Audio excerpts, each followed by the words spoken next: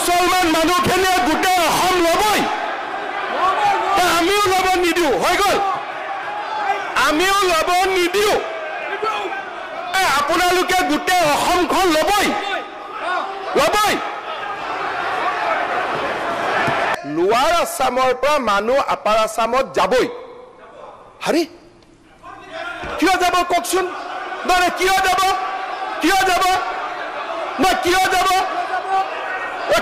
আপোনালোকে কওক তাৰমানে আপোনালোকে গোটেই অসমখন ল'বই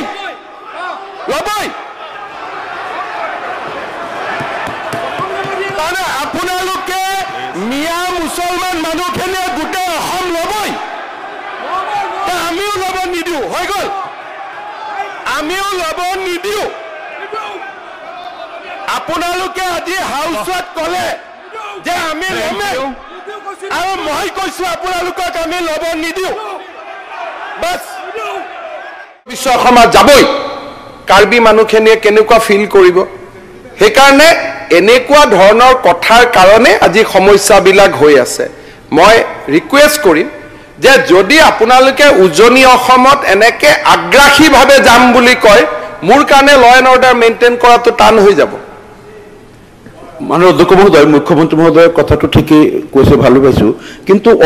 ভারতত একমাত্র রাজ্য অসম যত এই এখন ৰাজ্যৰ পৰা আৰু এখন জিলাত মানুহ যোৱা ব্যৱসায় কৰা বা শ্ৰম কৰাৰ ক্ষেত্ৰত প্ৰশ্ন নাই ভাৰতত এনে ৰাজ্য আৰু নাই মানুহ এনেকুৱা ফ্ৰী এক্সেছ নাই এখন জিলা নামনি মানুহ তাত যাব নোৱাৰিব আপাৰৰ মানুহ ইয়াত আহিব নোৱাৰিব এখন মুখ্যমন্ত্ৰী মহোদয় স্বীকাৰ কৰি আছে আমাৰ এখন ৰাজ্য যত এক্সেছ নাই কালি কি ষ্টেটমেণ্ট ওলাইছে যে উজনিত মাছ নপঠাওঁ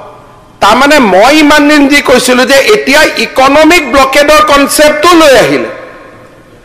ইমান দিন আছিলে ভূমি যোৱাকালিৰ পৰা নতুন এলিমেণ্ট এটা তাৰমানে অহাকালি খাৰুপেটীয়াত গণ্ডগোল এটা হ'লে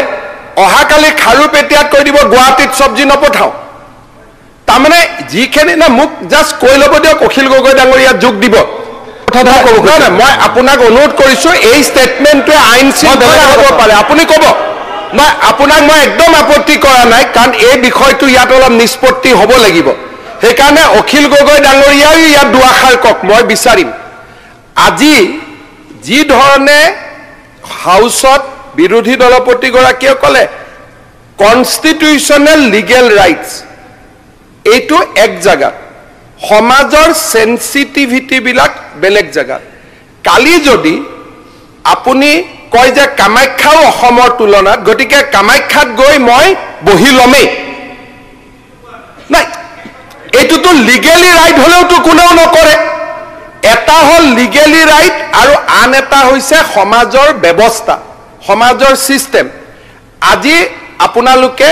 আবেগত হওক কিবা হওক প্ৰথমবাৰ বিধানসভাৰ ৰেকৰ্ডত কৈ দিলে যে আমি আমাৰ অধিকাৰ আছে আমি গোটেই অসমত যামেই নাই এইটো কলো নাই আৰ্টিকল 14 মতে অধিকাৰ আছে কিন্তু সেইটো অধিকাৰ আমি প্ৰয়োগ কৰিব পাৰো নেকি আজি এটা খিলঞ্জীয়া জাতি জনগোষ্ঠী উজনি অসমত আজি এই ধৰণে তেওঁলোকে বাস কৰিছে তাতে যদি আপোনালোকক কোনোবাই মাতিছে কাম কৰিব মাতিছে আপোনালোক তাত যাবই অতিথি কিন্তু মই যামেই যিটো ষ্টেটমেণ্ট আজি আপোনালোকে আৰম্ভ কৰিলে এই ষ্টেটমেণ্টটো যদি সদনত আৰু দুবাৰ তিনিবাৰ পৰে মোৰ কাৰণে ল এণ্ড অৰ্ডাৰ কণ্ট্ৰোল কৰাটো ডিফিকাল্ট হ'ব মই ল এণ্ড অৰ্ডাৰ পইণ্টৰ পৰা কৈছোঁ কাৰণ আজি এই ষ্টেটমেণ্টটোৰ এটা বেয়া মিনিং হ'ব দ্বিতীয়তে কেইদিনমান আগতে আপোনালোকৰ ফালৰ পৰা কোনোবাই মই নকওঁ যে আমি নগাঁৱৰ পৰা মাছ নপঠাওঁ তাৰমানে ইজ ইট নট যে ইকনমিক ব্লকেট এইটো ইকনমিক ব্লকেট আৰম্ভ কৰি দিলে তাৰমানে ইমান দিন আপোনালোকে যিবিলাক মোক কৈ আছিল যে এইবিলাক হিমন্ত বিশ্ব শৰ্মাই এনেই কয় এনেইতো কোৱা নাই যিটো প্ৰমাণ হৈ গ'ল যে আপোনালোকৰ মাইণ্ডত ইকনমিক ব্লকেটটো মূৰত আছে ইটো যে আজি ইমান দিনে যেতিয়া ইয়াতে কি কৰে যে গুৱাহাটীৰ চব্জিৰ দাম বঢ়োৱাটো এতিয়াতো আপুনি 1:1 লিংক কৰি দিয়ক আজিলৈকে অসমত কোনেও কোৱা নাই যে অমুক আপুনি মাছ নাই পঠোৱা মাছ অন্ধ্ৰ প্ৰদেশৰ পৰা আহিব মাছ অসমৰ ল'ৰাই উৎপাদন কৰিব কিন্তু এনেকে যদি উজনি অসমত সৰু ঘটনা এটা হৈছে ইমান ষ্টেটমেণ্ট দিছে ঘটনা ক'তো হোৱা নাই এটাই মাত্ৰ নাজিৰাত ঘটনা হৈছে ঘটনা আৰু উজনি অসমৰ মানুহখিনিয়ে বিবৃতি দিছে আইন হাতত লোৱা নাই নহয় ঠিক আছে নহয় মই ক'লো নহয় এটা ঘটনাক বাদ দি কিন্তু তেনেকুৱা ঘটনা নামনি অসমত আপোনালোকে জানে আমাৰ মানুহখিনিৰ ওপৰত কিমান ডেইলি হৈ থাকে কিয় মই উদাহৰণ দিছো উইথ এক্সাম্পল কওঁ সাহেব মুখ্যমন্ত্ৰী আমাৰ মানুষ তোমাৰ মানুষ আমাৰ মানুষ বলি মুখ্যমন্ত্ৰী আমাৰ মানুষ তোমাৰ মানুষ এগৰাকী মুখ্যমন্ত্ৰী অলপ ৰেসপন্ড কৰিব অলপ পিছত সকলো মানুহক নিজৰ মাননীয় আপোনাৰ এৰিয়াৰ মানুহ কাৰণে আপোনাৰ মানুহ আপুনি নামনি অসমৰ মানুহ বুলি ভাবক এই সময়ত প্ৰত্যেকজন মানুহ নিজৰ মানুহ বুলি মুখ্যমন্ত্ৰী মানুহ হয় মই কম মোৰ মুখ্যমন্ত্ৰীয়ে প্ৰত্যেকজন মানুহ ভাবিব লাগিব তেতিয়াতে আমাৰ মানুহ তোমাৰ মানুহ বুলি ডিভিজন কৰিলে এই আপোনাৰ সমষ্টি মানুহখিনি আপোনাৰ নহয় কোনোবাই যদি মাছ বেপাৰী সমষ্টি মানুহখিনি আপোনাৰ নহয় এনেকৈ আহিছে কোনোবা মাছ বেপাৰীয়ে যদি এনেকৈ কৈছে বৰপেটাৰ মানুহখিনি আপোনাৰ হয় মাছ কেনেকৈ পঠাব মাছ লৈ যোনে যাব তাক যদি মাৰপিট কৰে তাৰ খবৰলৈ দিয়ক তাৰ মানে এনেকৈ পঠাব ইয়াৰ মানে ক'ব পাৰে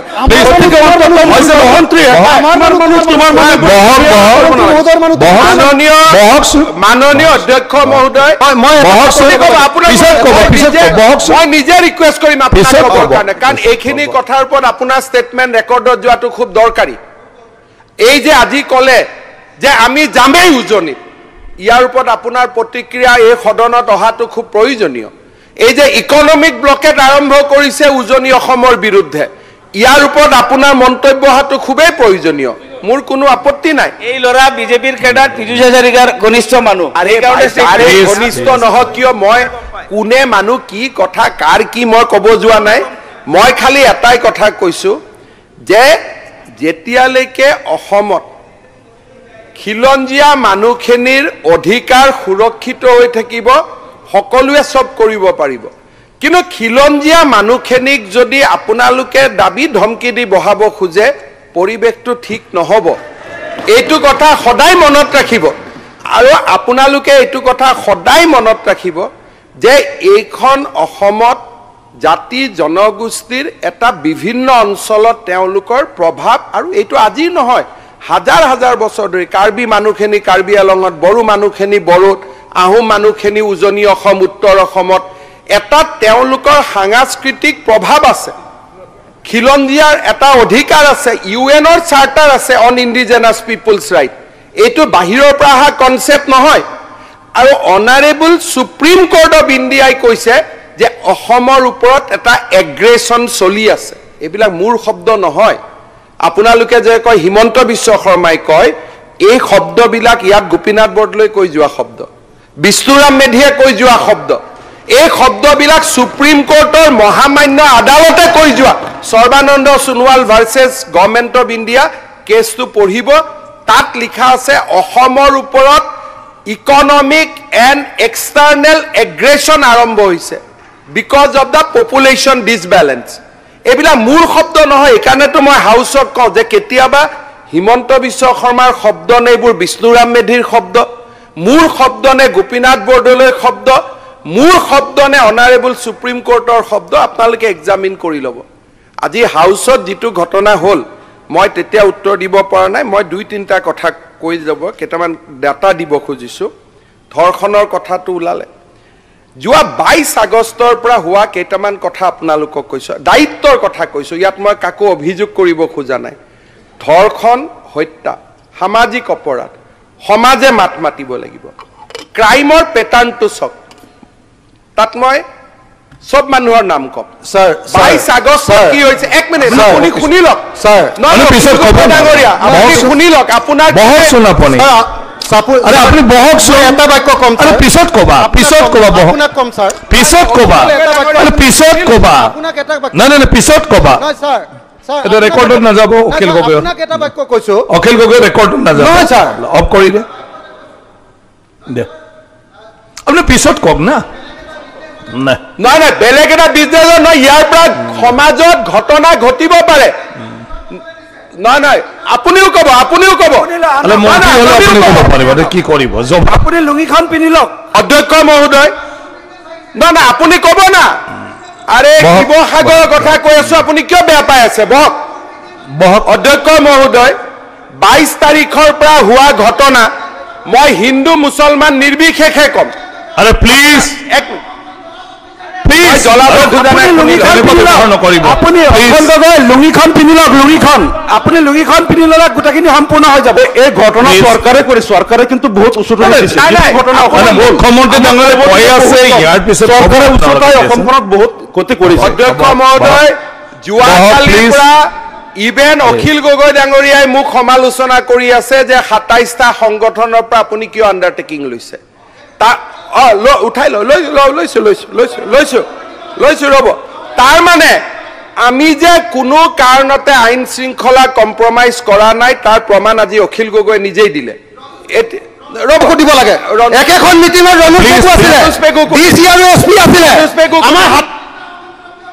নাই দিয়া বাপৰে আকৌ আমাৰ বুলি কৈ আছে মাইণ্ড কৰক আমাৰ বুলি কৈ কংগ্ৰেছ এউটিয়া শুনি লওক আমাৰ তেখেতৰ এইবিলাক আপুনি পিছত নকব হিমন্ত বিশ্ব শৰ্মাই লগাই দিছে সংগঠন বিলাক আমাৰ বুলি অখিল গগৈ কৈ আছে তাৰ মানে এই ৰব দি দিম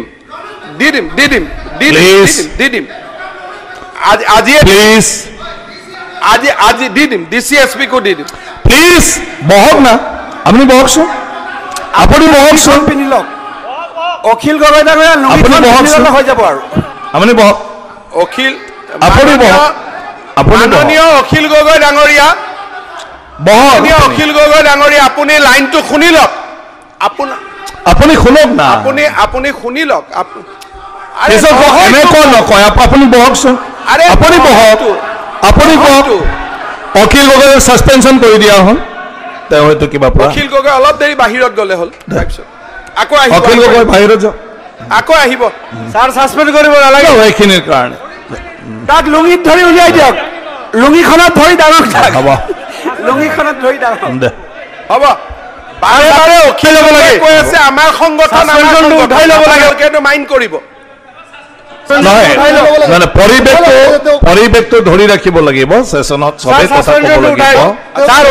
এইটো সময়ৰ নিজৰ বিলত আহি যাব অখিল গগৈ মাননীয় সদস্যসকল তেখেতৰ বিলত আহি যাব আপোনালোকে চাওক আজি আপোনালোকে মোক একিউজ কৰি আছে অখিল গগৈ ডাঙৰীয়াই বাৰে কৈছে আমাৰ সংগঠন বাকি আপোনালোকে বুজিব হাব হৈ কোনে খুটে বেজ হৈ কোনে জাৰে অন্তত মই যি কওঁটো মুখত কওঁ এতিয়া 22 তাৰিখৰ পৰা হোৱা ঘটনা কেইটা মই আপোনালোকক কৈছো ইয়াত মই সকলোৰে নাম কম neutrally rape of a minor girl student in Dhing on 22 August কোনে কৰিছে মই নামখিনি ক'ব খোজা নাই attempt to a 9-year old ইয়াত কিন্তু মই মুসলিম হিন্দু সবৰ নাম কম প্ৰথমতে দুটা মুসলিম নাম ওলাইছে বুলি আপোনালোকে বেয়া নাপাব তলত মই সব কৈ দিম মোৰ কোনো ইয়াত নাই attempt to a rape a 9-year-old girl by a Maulavi in Lakhimpur attempt to a gang rape in a teenage girl in Buruhit Bihali report of attempted molestation of a girl in Kamalabari Majuli by Vikas Datta one Sarug Hussain was caught and handed over to police by public for inappropriate behavior with a girl while walking in Tezpur.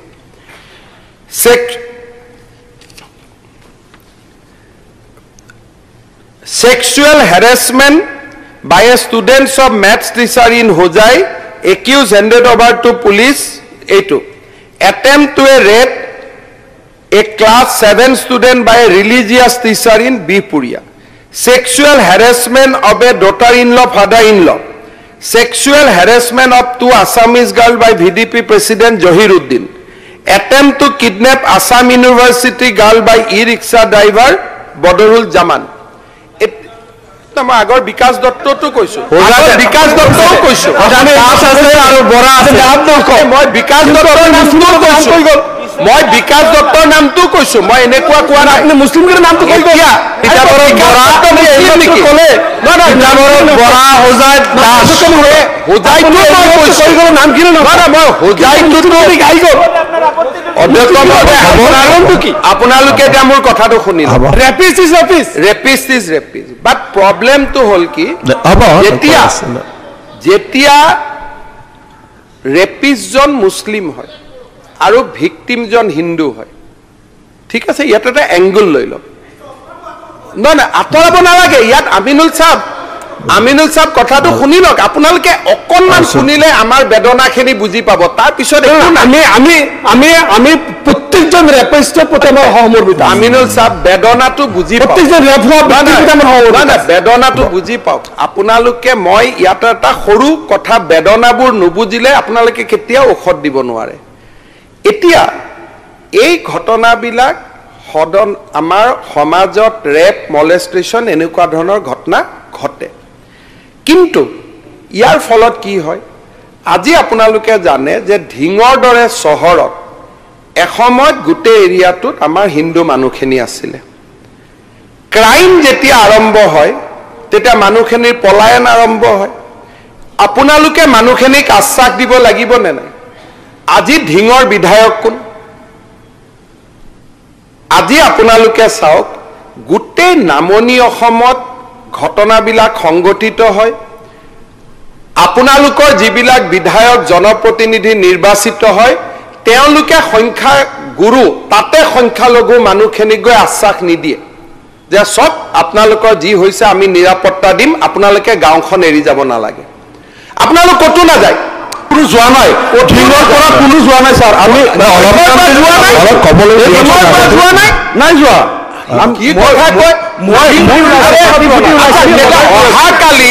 অহাকালি মই ঢিঙত population কিমান change হৈছে হিন্দু মুছলমান 1951 পৰা কিমান পৰিৱৰ্তন হৈছে মই আপোনাক অহাকালি ব্যক্তিগতভাৱে ডেটাটো দি দিম কাৰণ ইয়াত প্ৰভোগ কৰা বুলি ক'ব প্ৰত্যেকটো ক্ৰাইমৰ পিছত মানুহৰ পলায়ন হয় যেতিয়া পলায়ন হয় মানুহৰ মনত পুঞ্জীভূত ক্ষোভ হয় যদি আজি কেইদিনমান আগতে বৰপেটাত শ্মশানৰ আগত শ্মশানত আহি তলা মাৰি দিয়া হ'ল বিধায়ক কোন ৰফিকুল জামান সাহেব আপোনালোকে ক'লে যে হিন্দু মুছলমান একো নাই সকলোৰে কাৰণে এমএলএ সকলোৰ কাৰণে মুখ্যমন্ত্ৰী এতিয়া মোক কওক সেই ক্ৰাইম সিন মোৰ সমস্যা হোৱা নাই তেনেকুৱা মোৰ জনিয়া খুব ভালে আছে জনিয়া সত্ৰ জনিয়াৰ মানুহ কোনো অহা নাই ঠিক ঠাকে আছে মই জানো জনিয়াত কি আছে কেইটামানহে আছে গৈ আৰু আগৰ পৰাই কেইটামানে আছিল 51ত কেইটামানে আছিলে বিলকুল কেইটামানে আছিল 51ত কেইটামানে আছিল ঠিক আছে আপোনালোকে যেতিয়া ইমানখিনিলৈকে কৈ আছে বৰপেটা জিলাত 70-30 পৰা আজি আমি 30-70 হলো নহয় জিলাখন কালি মই ডেটা দি দিম পাৰ পুলিং বুথ মই ডেটা দি দিম এতিয়া যেতিয়া সংখ্যা গুৰু নামনিত সংখ্যালঘু সেই অঞ্চলবিলাকত যেতিয়া ক্ৰাইম হয় ৰেপ হয় ধৰ্ষণ হয় কিবা ঘটনা হয় মানুহখিনিৰ মনত যেতিয়া ইনচিকিউৰিটি হয় তেতিয়া বিধায়কসকল তাত যায় নে নাযায় মই মনোৰঞ্জন তালুকদাৰ কথাটো বাদ দিলো তেখেত ছাৰ মই যায় নে নাযায় এটা কথা মই স্পষ্ট কৰিব বিচাৰিছোঁ মানে মুখ্যমন্ত্ৰী মহোদয় ঢিঙত যিটো পৰিয়ালৰ ভিক্টিম কিশোৰীগৰাকীৰ পেহী আমাৰ ইউডিএফৰ ৱৰ্কাৰ আমাৰ মানে তেওঁলোকৰ পৰিয়ালৰ আগৰ পৰা মোৰ ভাল আমাৰ ইউডিএফৰ ৱৰ্কাৰ তাই পেহী আমাৰ দলত কাম কৰে আৰু লগতে মই নিজে এই পৰিয়ালটোক লগ ধৰি কিশোৰীগৰাকীক মই মুখ্যমন্ত্ৰী মহোদয় অৱগতিৰ কাৰণে কৈ আছো 1 মিনিট মই তাত গৈ মই সিদিনা 1 ঘণ্টা কথা পাতিলো মই কৈছো কিশোৰীগৰাকীক যে মা তুমি চিন্তা নকৰিবা তোমাৰ লগত আমি সকলো আছো আৰু এটা কথা যে মই কৈছো ছোৱালী মোৰ হওক আপোনাৰ হওক তেওঁৰ হওক ছোৱালী নাৰী জাতিৰ আমি সন্মান ৰাখিব লাগিব মোৰ আপোনাৰ হিন্দু মুছলিম বুলি কথা নাই তেওঁৰ পৰিয়াল আপুনি সুধি চাব পৰিয়ালক আৰু তেওঁলোকে কৈছে আমি কাম কৰিলো মই বুজিলো আমি নাযাওঁ বুলি নক'ব মই আপোনালোকক সমাধানটো দি আছো আজি বৰপেটা ধুবুৰীত হিন্দু মানুহৰ ওপৰত অত্যাচাৰ হলে তাৰ যদি মেজৰিটি সেকশনটোৱে গৈ মানুহখিনিক প্ৰটেকশন দিয়ে তেতিয়ালে আমি যোৱাৰ প্ৰয়োজনে নাথাকে আজি যোৱা 4 মাহত ধুবুৰী বৰপেটা জিলাত যিমানটা এনেকুৱা ঘটনা সংঘটিত হৈছে জয়ন্ত মল্ল বৰুৱাক মই পঠাইছো কিন্তু বিধায়কটো যোৱা নাই তাতে জয়ন্ত মল্ল বৰুৱাক মই পঠাইছো স্থানীয় বিধায়কটো যোৱা নাই আজি খবৰ কৰক মই গাঁৱৰ নাম কিবা কৈ পৰিবেশটো বেয়া কৰিব খোজা নাই আপোনালোকে কৈছে মুখ্যমন্ত্ৰীয়ে সাইড লয় সাইড কোনে লৈ আছে সাইড কোনে খেলি আছে আজি যদি আপোনালোকে হিন্দু মানুহখিনিৰ প্ৰতি সহনশীল হয় নামনিত মধ্য অসমত উত্তৰ অসমত ঘটনাটো নহয় আজি এটা সমাজত যেতিয়াই এই ৰেপ কেছ বিলাক হয় বিশেষকৈ হিন্দু ছোৱালীৰ ওপৰত মুছলমানৰ দ্বাৰা আৰু হিন্দু ল'ৰাৰ দ্বাৰা মুছলমান ছোৱালীৰ হয় তেতিয়া যদি মুছলমান উকিল বিলাকে কৈ দিয়ে যে আমি এই কেছ নলওঁ আজি সমাজত সমস্যা কেনেকৈ আহিব আজি যেতিয়া মুছলমান একিউজড হয় হিন্দু ভিকটিম হয় তেতিয়া সেই উকিল সকলে যদি মুছলিম উকিল সকলে বৰপেটা বঙাইগাঁৱত কৈ দিয়ে যে ভাই তুমি এই কেছটোত মই তোমালোকৰ হৈ থিয় নহওঁ কাৰণ এই কেছটো থিয় হলে মানুহে ভাবিব যে আমি কমিউনিটিটোৱে তোমাক সাপোৰ্ট কৰিছো ৰিভাৰ্স হিন্দু ল'ৰা এজনে যদি মুছলিম ছোৱালী এজনীক ধৰ্ষণ কৰে হিন্দু উকিলে যদি কয় তোমাৰ কেছ আমি নলওঁ সমাজত ৰেপ থাকিব সমাজত ধৰ্ষণ থাকিব আজি কংগ্ৰেছ দলৰ সদস্যসকলে আপোনালোক বহি আছে মই শুনিব একো ধৈৰ্য নাই বেদনাবিলাক যেতিয়া শুনে তেতিয়া গোটেই কথাবিলাক সলভ হৈ যায় মৰিগাঁৱত যেতিয়া মুছলিম ছোৱালীৰ ওপৰত ধৰ্ষণ হল মইতো তাতো গৈছো লাহৰি ঘাটত মইতো ৰেপৰ ক্ষেত্ৰত হিন্দু মুছলমান কৰা নাই মই তাতো স্পটত গৈছো কিন্তু সেইজন মানুহক ৰক্ষণাবেক্ষণ কোনে দি আছিলে এতিয়া লাহৰি ঘাটৰ বিধায়ক উঠি গল মোক তেওঁৱে কয় যে বেছি একশন ল'ব নালাগে কিন্তু ভিকটিম মুছলিম পাৰপেট্ৰেটৰো মুছলিম আজি হাউসৰ পৰা এটা মেছেজ দিয়ক তেওঁলোকেতো ভাল কথা শুনাৰ মতলবে নাছিলে আজি আহিছিলে পোষ্টাৰ টুষ্টাৰ লৈ যে আমাৰ যিকোনো ৰেপ কেছত আমাৰ যদি সমাজৰ আসামী হয় সমাজৰ উকিল এটাত অংশগ্ৰহণ নকৰে তেওঁক প্ৰটেকশন নিদিয়ে আমি সকলোৱে মিলি পৰিবেশ এটা বনাও আজি ধিঙৰ অভিযুক্ত যি দুজন যেতিয়া ধৰাত পৰিব তেওঁৰ কেছ হিন্দু এডভোকেটে লওক কিন্তু নগাঁৱৰ মুছলমান বাৰে কওক যে এইটো আমি নলওঁ কাৰণ এখন শংকৰদেৱৰ স্থান আজান ফকীৰৰ স্থান আমি ইয়াত সামাজিক সমৰসতাটো আমি জীয়াই ৰাখিম হিন্দু উকিলে লওক কিন্তু আমি কেছ নলওঁ প্ৰটেকশন নাপালে হ'ব আৰু যেতিয়া এনেকুৱা ভিকটিমত অতিষ্ঠ হৈ বৰপেটা আদিৰ পৰা মানুহ গাঁৱৰ পৰা ওলাই আহিব খোজে আপোনালোকে গৈ প্ৰটেকশন দিয়া আৰম্ভ কৰক যে গাঁও ত্যাগ নকৰিব আমি আপোনালোকৰ লগত আছো কাৰণ তাত প্ৰটেকশন দিব পৰা ক্ষমতা আজি মোৰো নাই কোনে ক্ষমতা দিব লাগিব আপোনালোকে দায়িত্ব দিব লাগিব আপোনালোকে ভাবে যে উজনিত যোৱা ব্যৱসায়ীখিনিক প্ৰটেকশন হিমন্ত বিশ্ব শৰ্মাই দিব লাগে কিন্তু বৰপেটা ধুবুৰীত সদায় অত্যাচাৰৰ সন্মুখীন হৈ থকা হিন্দু মানুহখিনিকো সুৰক্ষা আপোনালোকে দিব লাগিব নে নাই স্যাৰ লাগিব নে নাই মই খালি খুদিছো মই একো প্ৰশ্ন খুদা নাই লাগিব নে নাই অত্যাচাৰ হোৱা নাই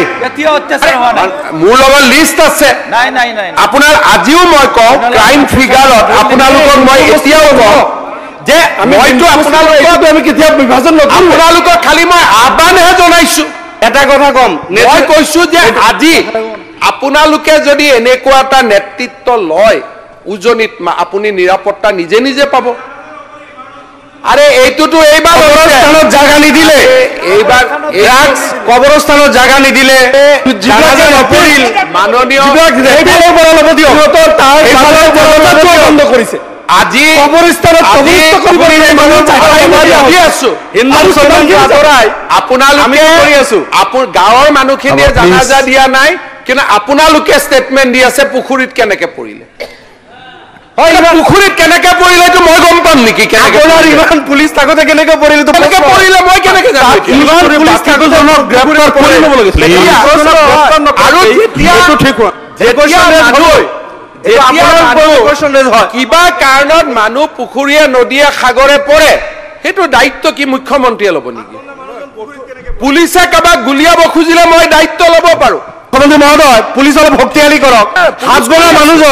হাত বন্ধা মানুহজন পুখুৰীত গৈ পৰে ইমান দুৰ্বল নহয় ৰফিকুল ছাৰ ইমান দুৰ্বল নহয় কেনেকে পৰিলে মইতো ষ্টেটমেণ্টটো লিখি আনিছিলো কোনেও নুশুনিলে মই কি কৰো এতিয়া মইতো এইটো ষ্টেটমেণ্ট লিখি আনিছিলো কেনেকে পুখুৰীত পৰিলে কোনেও নুশুনে হুলস্থুল কৰে নাই এতিয়া আৰু শুনিব খুজিলে ষ্টেটমেণ্টটো আপোনাক মই যিটো ষ্টেটমেণ্ট লিখি আনিছিলো